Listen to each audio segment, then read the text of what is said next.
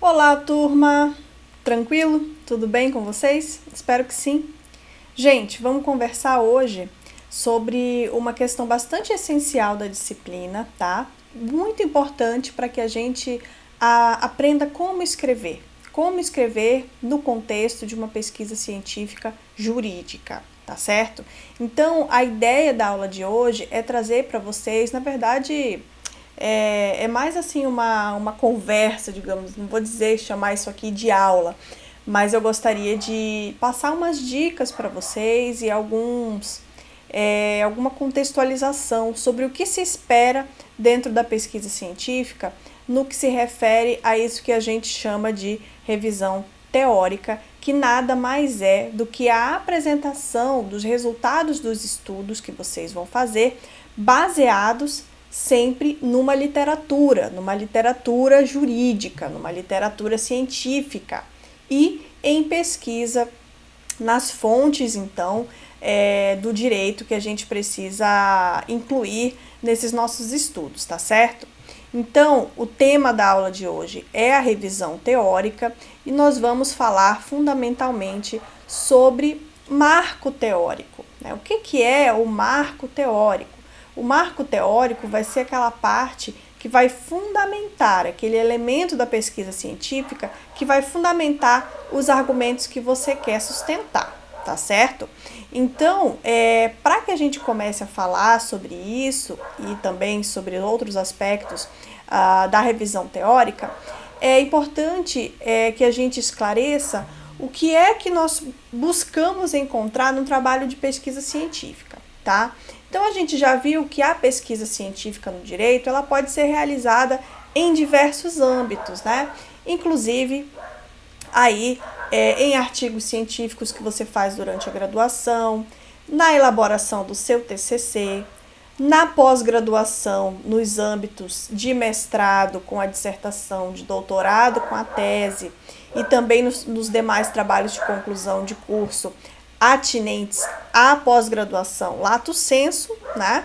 Nós conseguimos, então, estabelecer algumas características que são comuns a todos esses trabalhos, né? Nós já vimos a diferenciação entre eles em aulas anteriores, mas aqui nós vamos, então, tratar desse aspecto que é bastante comum a todos eles. Então, em todos esses trabalhos, né? Sendo eles trabalhos científicos, acadêmicos, vocês precisam elaborar, então, essa revisão teórica. Vocês precisam estabelecer o marco teórico e desenvolver os argumentos de vocês de maneira fundamentada e compatível com essa revisão teórica, então, tá certo? Então, para que a gente comece, como eu já vinha dizendo, o que a gente precisa, o que a gente busca num trabalho científico, numa pesquisa científica de qualidade? Então, primeiramente, é a análise de um tema específico, né? Nós já tivemos uma aula tratando especificamente sobre essa questão da escolha do tema, né? O que é interessante você trazer, as abordagens possíveis, né? É importante estabelecer, delimitar o tema que você vai estudar. Nós já vimos isso, né? Então, para quem não lembra, volte lá na aula específica sobre temas, tá certo? Mas nós precisamos trabalhar, então, um tema específico nessa pesquisa jurídica.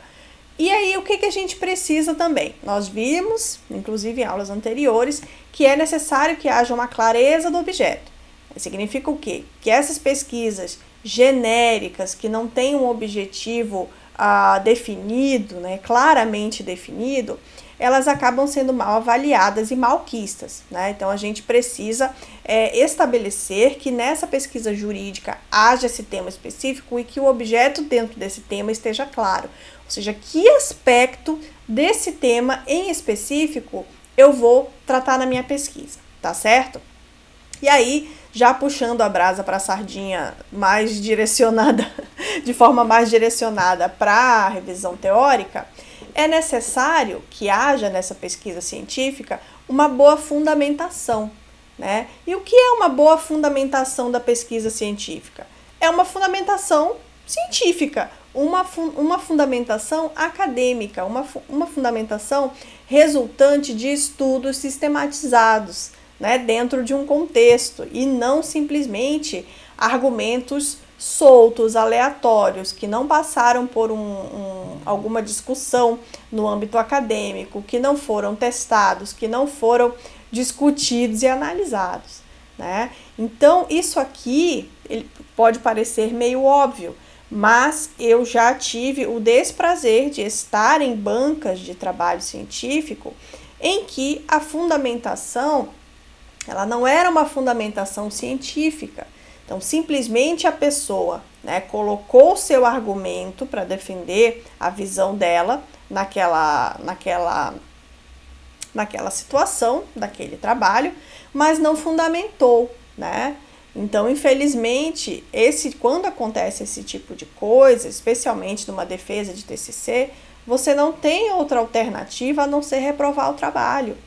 Por quê? Porque o trabalho não tem fundamentação, né? Não tem esse viés científico. Então, um trabalho que é fundamentado numa ideia genérica, numa ideia de senso comum, numa ideia solta, ele não pode ser admitido nem tratado como um trabalho científico, tá certo? Então, nesse sentido, eu digo para vocês que, por favor, né, deem atenção a isso, fundamentem adequadamente o trabalho de vocês, ok? E aí, uma dica logo de cara para sequência na escrita, né? Porque muita gente fala, ai professor, eu tenho dúvida de como escrever o trabalho científico. Eu vou usar as minhas ideias? Eu vou usar as ideias dos autores? Como é que funciona isso? Pois bem, primeiramente você tem que trabalhar com ideias. E aí essas ideias, se você não está, né, no doutorado, se você não está fazendo uma tese de doutorado ainda, você não tem obrigação de que essa ideia central ela seja inédita, tá certo? Então você vai se basear em ideias que já foram pensadas, que já foram discutidas, sobre as quais há alguma produção, tá certo? E aí você vai analisar um tema especificamente com base naquela ideia, ok? Só que para cada ideia que você apresentar, para cada argumento, você precisa então fundamentar. Você precisa trazer autores que vão te ajudar a corroborar aquelas ideias que você está apresentando. Não é simplesmente, né? Tem até uns memes que saíram acerca disso, no sentido de que fonte, né? Vozes da minha cabeça. Então, a sua fonte não pode ser vozes da sua cabeça. Você precisa fazer essa fundamentação, tá certo? Então, pense sempre nessa fundamentação científica e pense numa sequência para a escrita, né? Quem está perdido, então pense sempre na sequência assim, ó. Eu vou apresentar um argumento, eu vou dar referências sobre esse argumento e eu vou fazer análises sobre esses argumentos e as referências que eu trouxe, ok? Em outras palavras, o que significa dizer? Você traz um argumento científico, um argumento acadêmico, né? Coloca esse argumento, escreve ele. Em seguida, você traz as referências. Nesse sentido, o fulano, né, que é o autor que você vai utilizar, considera que, e aí você explica toda a ideia do autor. Quando você explica a ideia do autor com as suas próprias palavras, ainda assim você está demonstrando ideias alheias. Então, quando você terminar de escrever tudo isso no teu texto, você vai lá, abre, né, um parêntese e referencia, né, para dizer de quem foi essa ideia. E aí você coloca o ano do livro ou da referência onde você retirou aquela ideia, tá certo? Se você quiser colocar as palavras textuais do autor, né, colocar exatamente como ele pôs no texto dele, aí você tem que fazer uma citação direta, né, onde você vai, se essa citação, e aí vai entrar a questão das normas da BNT, né, se essa citação tem mais de 3 linhas, você faz um recuo, né, e coloca ela destacada, com fonte menor e com recuo. Se ela tem menos de 3 linhas, você simplesmente vai abrir aspas e colocar as palavras do autor, tal como ele pôs no texto dele, tá certo? Mas isso a gente vai ver numa aula específica, ok? Então, nesse momento, eu gostaria que vocês se concentrassem nesse esquema de argumento, referência e análise.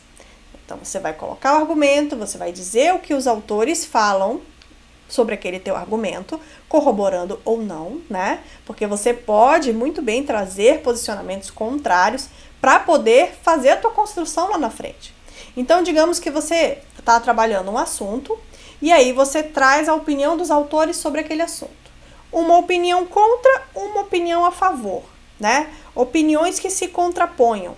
E aí você, com as suas palavras, vai analisar aquelas duas citações e dizer por que você tende a aceitar uma em detrimento da outra. Por exemplo, né? Apenas para dar um exemplo para vocês de como isso acontece. Então eu lembro muito bem, até durante a graduação, um amigo muito querido conversando com outro, dizendo assim, mas às vezes eu fico perdido em como escrever. Aí ele falou, rapaz, é muito fácil escrever, né, o TCC, escrever a monografia.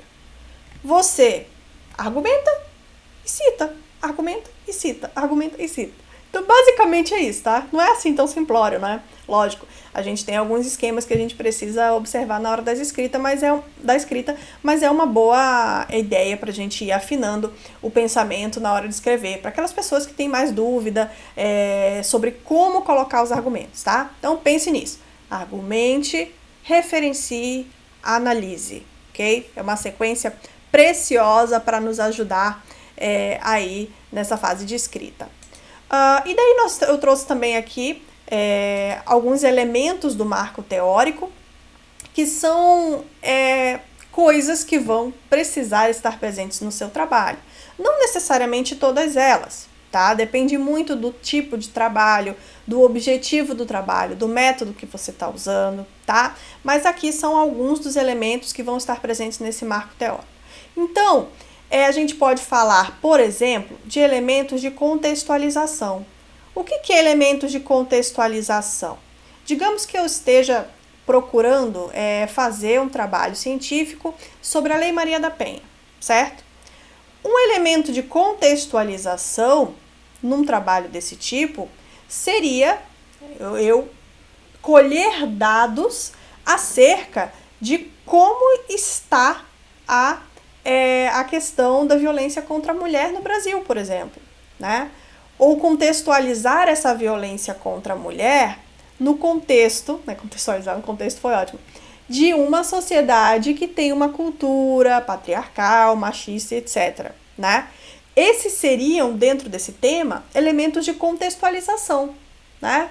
Se eu estou, por exemplo, trabalhando lá no direito civil, direito de família, e eu quero falar de alienação parental, qual seriam elementos de contextualização para esse tema? A verificação de que as famílias elas já têm uma outra conformação, muitas vezes as famílias elas se dissolvem, os filhos ficam, os conflitos entre os cônjuges acabam atingindo as crianças, enfim, você vai contextualizar. Então, esses elementos, que vão ser fundamentados por outros estudos que vocês vão encontrar, tá certo? Esses elementos, eles vão compor o marco teórico de vocês, né? A revisão teórica. E daí nós temos também, como elemento de revisão teórica, a análise histórica. Então, o que é essa análise histórica? É uma breve digressão, um breve histórico sobre como o tema que você vai trabalhar se desenrola ao longo da história. Ai, professora, mas precisa isso em todo o trabalho? Olha, eu sempre recomendo aos alunos que façam. Porque quando a gente não olha para a história, muitas vezes a gente não consegue entender o porquê daquilo.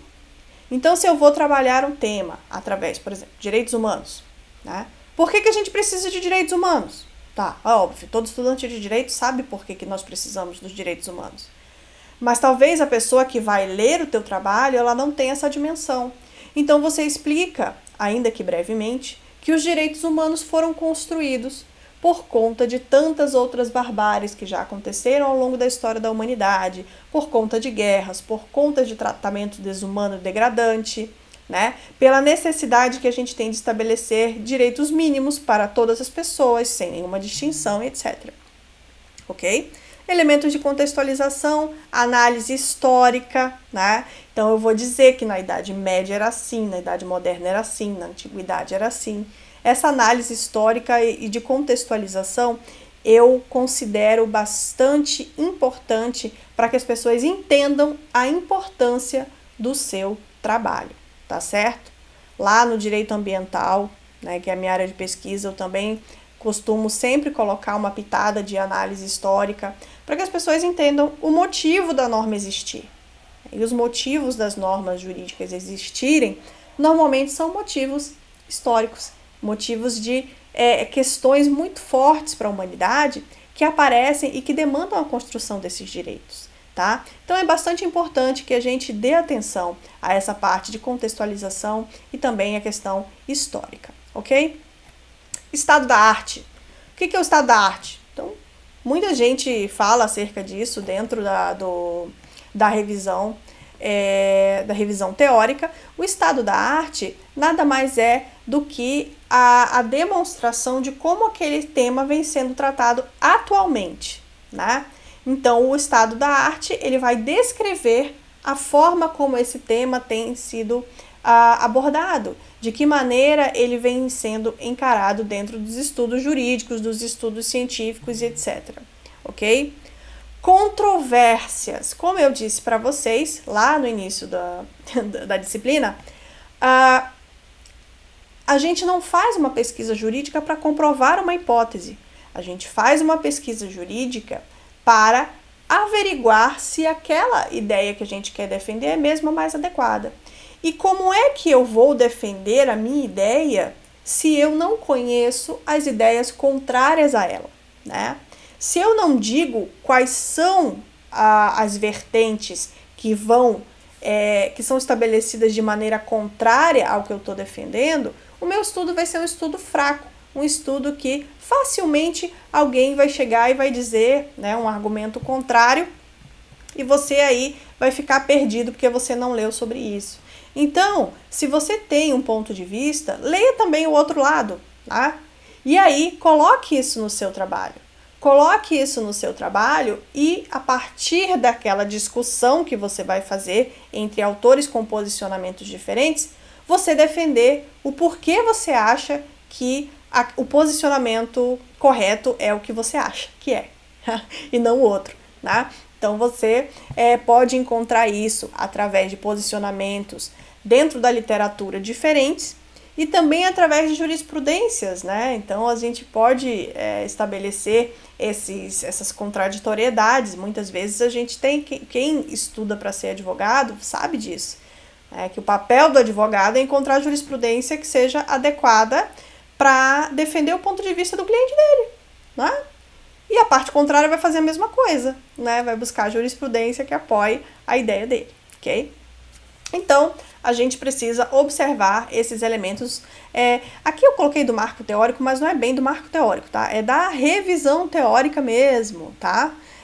Porque o marco teórico, então, ele vai ser estabelecido através de uma teoria que você vai seguir, que a gente vai ver daqui a pouquinho, tá certo? Quando a gente fala, então, desse marco teórico, nós estamos falando, gente, de literatura, que no direito comumente a gente chama de doutrina, mas vocês já sabem que eu não gosto desse termo, né? Porque parece uma coisa meio dogmática, meio religiosa, né? O dogma. Então, essa coisa da doutrina não me apetece muito. Mas ok, gente. Aqui nós vemos que nós temos como marco teórico, encontramos o marco teórico na literatura, né, que é a doutrina, encontramos também em informações institucionais sobre o tema que a gente está pesquisando, né? Que informações institucionais são essas? Encontrei lá num blog que o desmatamento da Amazônia foi de tanto no ano passado. Tá, mas esse blog, será que ele é confiável? Eu consigo trazer a informação precisa, ou mais perto do confiável possível através de um blog? Não. Onde que eu vou procurar isso? Lá no site do Instituto Nacional de Pesquisas Espaciais, que são eles que fazem essa medição, né? Então, se eu quero dados sobre a população, por exemplo, de um município, eu não vou pesquisar isso em fontes secundárias, eu vou na fonte primária, eu vou lá no IBGE, no site do IBGE, né, para olhar essas informações lá. Por isso que é importante, né, ter pesquisa, ter IBGE e ter censo, por exemplo, né? Então, eu preciso dessas informações institucionais nos sites. Então, por exemplo, eu pesquiso questão ambiental. Então, vão existir alguns temas que eu vou precisar olhar lá no site do Ministério do Meio Ambiente, nos sites institucionais das secretarias de Estado e de município, que são voltadas à questão ambiental, né? Então, apenas para dar um exemplo aí de onde buscar os números. Então, você vai sempre buscar informações nos ambientes corretos, ok? Então, não apareçam com dados do Wikipédia, por exemplo, né? A gente tem dados, lugares mais confiáveis e mais atualizados para fazer essas buscas, ok? A outra fonte que também serve ao nosso marco teórico, na nossa revisão teórica, é a legislação, né? A gente que é da área do direito, nós vamos analisar os temas. Claro que nem sempre, nem todos os temas, eles vão envolver legislação. Alguns que envolvam, por exemplo, mais uma questão de filosofia do direito, eles podem, eventualmente, não trabalhar a legislação. Mas se trabalhar, você tem que ir lá, analisar a legislação, etc. E a jurisprudência, né? Então, basicamente, as fontes do direito, de uma maneira explicada diferente, tá? Então, a gente vai olhar aí literatura, informações institucionais, governamentais, confiáveis, legislação e jurisprudência, tá certo? Daí, outra questão que a gente precisa ficar atento é a estabelecer uma teoria de base, que alguns chamam de marco teórico, né? Daí a gente marco teórico mais nesse sentido estrito de qual é o marco teórico do meu trabalho. Então, o marco teórico, ele seria, então, aquele conjunto de ideias que vão sustentar o meu trabalho, tá certo? Então, não se trata apenas de trazer as ideias, trazer os autores, etc., mas sim de escolher, dentro de todas as abordagens possíveis para aquele tema que você vai estudar, você escolher aquela que mais te interessa, ok? Então, eu vou mostrar para vocês daqui a pouquinho alguns trabalhos para que vocês consigam observar o marco teórico estabelecido nesse trabalho, ok? Mas, primeiro, você precisa, né, de uma teoria de base, né? Então, para quem vai trabalhar, por exemplo, né, com direito civil, você vai lá na teoria da responsabilidade objetiva, por exemplo, para tratar de uma questão, né? Então, você vai estabelecer teorias de base. Daqui a pouco, quando eu for mostrar os trabalhos, vocês vão perceber que isso vai aparecer de uma maneira mais clara para vocês, né? E não apenas de uma forma geral, como eu estou falando aqui. Os argumentos, então, eles não devem conflitar com as teorias adotadas, tá? Então, você tem que prestar bastante atenção nisso. Então, se você está defendendo a necessidade de, por exemplo, aqui um exemplo aleatório, tá? De que o Estado intervenha fortemente numa questão, né? Não é lá muito adequado você usar uma teoria muito liberal, né? Porque justamente vai ser o oposto que essa teoria vai levar a crer, que o Estado deveria soltar as questões e deixar para outros âmbitos regularem, e não o Estado. Se você quer defender isso, você não vai usar uma teoria muito liberal, né? E o contrário também é verdade, né? Se você quer que o Estado largue de mão de regular certas situações e você vai colocar isso no seu trabalho, tu não vai usar uma teoria de base que diz o contrário, que diz que o Estado tem que regular, né? Só para vocês terem um exemplo mais concreto acerca do que eu estou falando. Então, usem argumentos que não conflitem com as teorias adotadas, tá bom? Outra questão, usem autores representativos dos temas que vocês estão trabalhando. Isso aqui é um erro muito comum, tá? Em sede de TCC. E eu digo a vocês, se vocês vão trabalhar o tema, por exemplo, de, sei lá, vou mostrar daqui a pouco um trabalho que tem a teoria da sociedade de risco como base, tá? Então, suponhamos que você vai trabalhar alguma questão lá no direito ambiental, utilizando como teoria de base a teoria da sociedade de risco, que é uma teoria de um filósofo, não sei, não lembro a formação dele, do Ulrich Beck. É uma teoria do Ulrich Beck, que é um pesquisador estrangeiro, tá? Que elaborou essa teoria. Então, você não vai falar da teoria do Ulrich Beck através de um trabalho meu, por exemplo, que em alguns trabalhos eu cito o Ulrich Beck. Você vai pegar o quê? Você vai pegar o Ulrich Beck para falar, né? Então, você vai beber na fonte, sempre que for possível, né? Então, se você vai trabalhar, por exemplo, com direitos humanos, você não vai pegar um artigo que um mestrando publicou falando sobre direitos humanos. Não, né? Você vai pegar o Cansado Trindade, você vai pegar o Canutilho, você vai pegar os caras do assunto. Você vai pegar a Flávia Piovesan, né? Então, apenas para que vocês tenham isso em mente, trabalhem com autores representativos dos temas de vocês. Né? A gente que trabalha com direito ambiental, nós temos as nossas referências. E conforme você vai mais se aprofundando nas áreas, vocês vão descobrir quem são as melhores referências. E nisso, o orientador vai ajudar vocês também. Fala, professor, quem é o cara para falar desse tema aqui? Ele vai te dizer, né? Ele vai dizer, ó, leia o livro do fulano. Então, vocês vão evitar ficar pegando estudos aleatórios ali. Vão para a fonte, tá bom?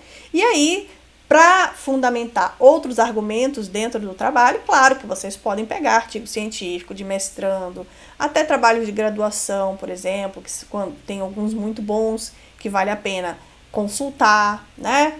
Então, mas isso para detalhes. Para falar das teorias mesmo, vão nos autores, tá bom, gente?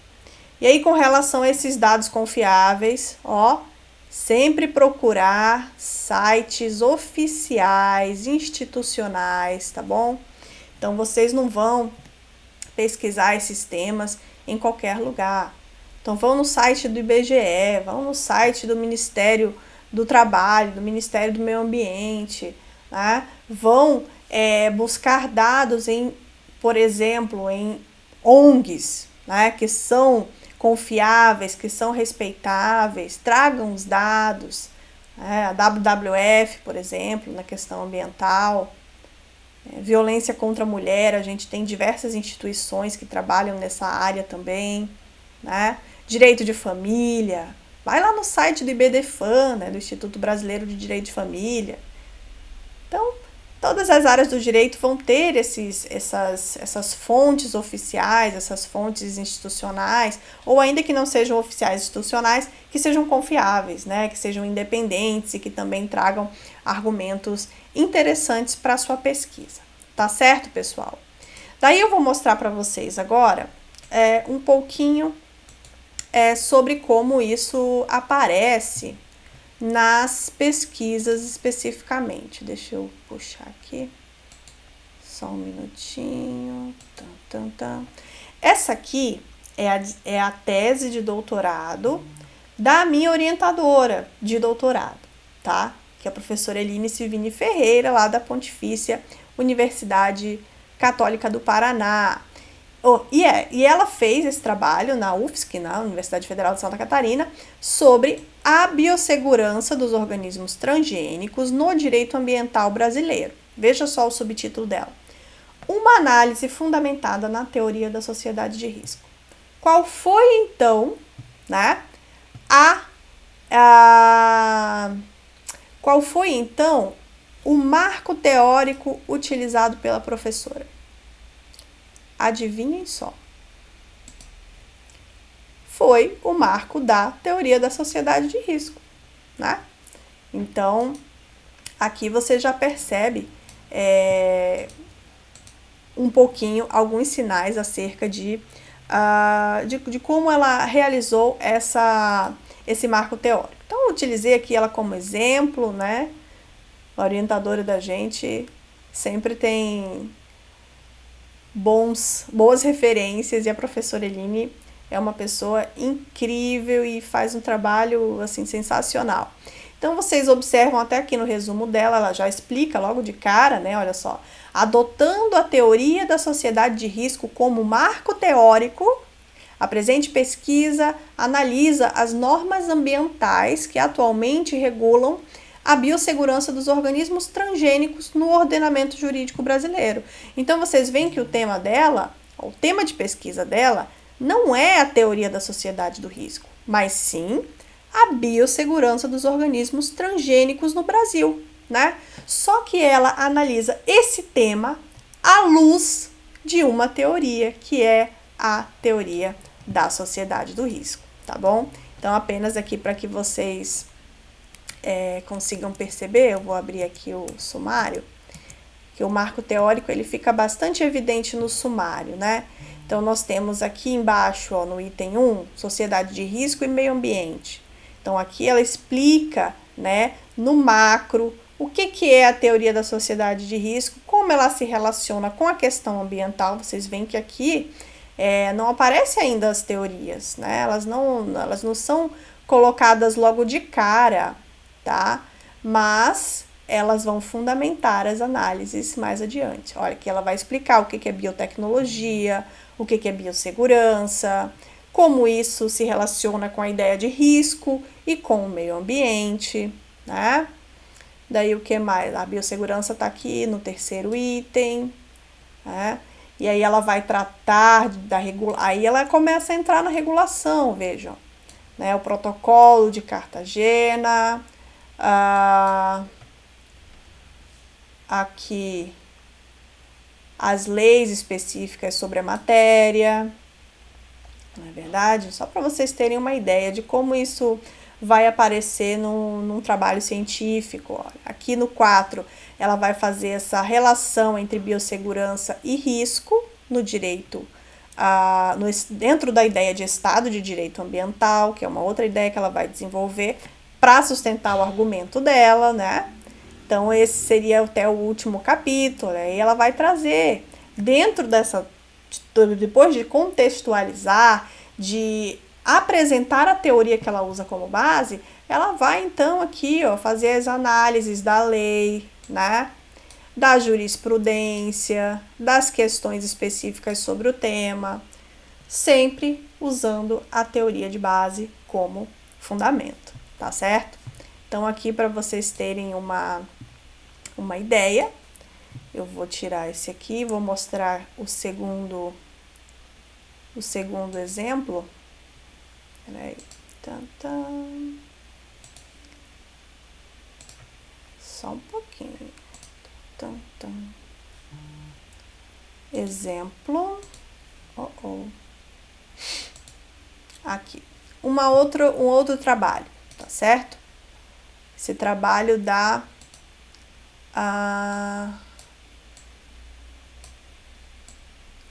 vai, muita coisa, muita janela para abrir, gente.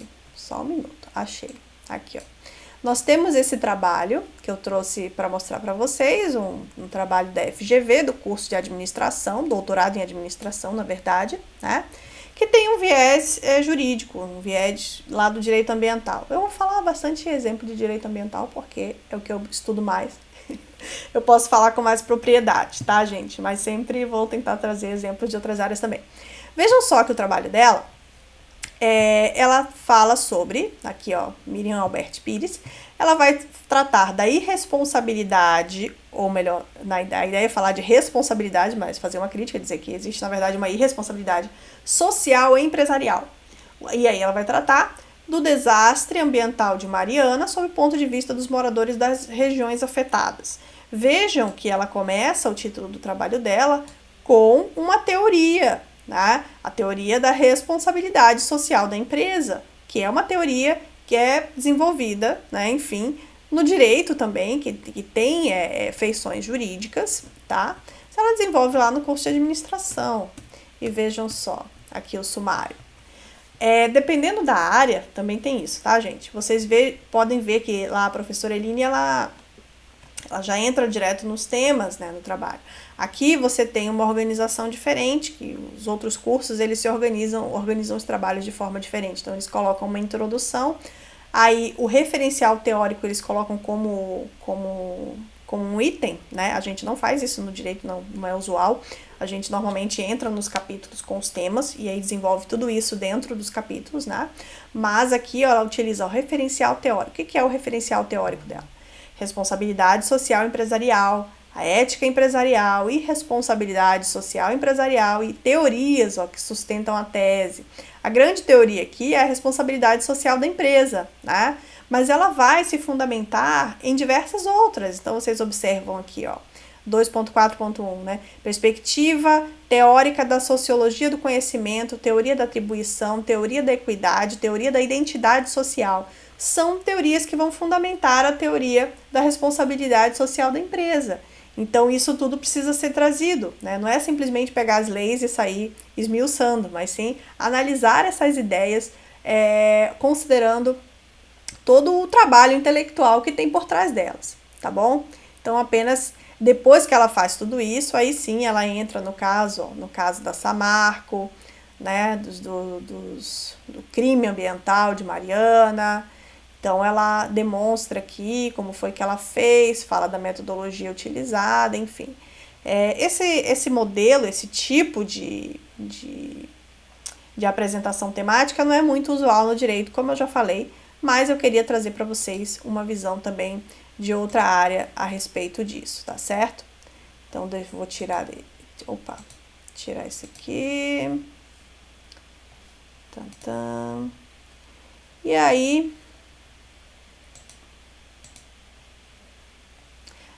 acho que eram esses, eu tinha colocado um terceiro aqui, mas ele sumiu, gente, essas coisas acontecem, tá? Mas quem tiver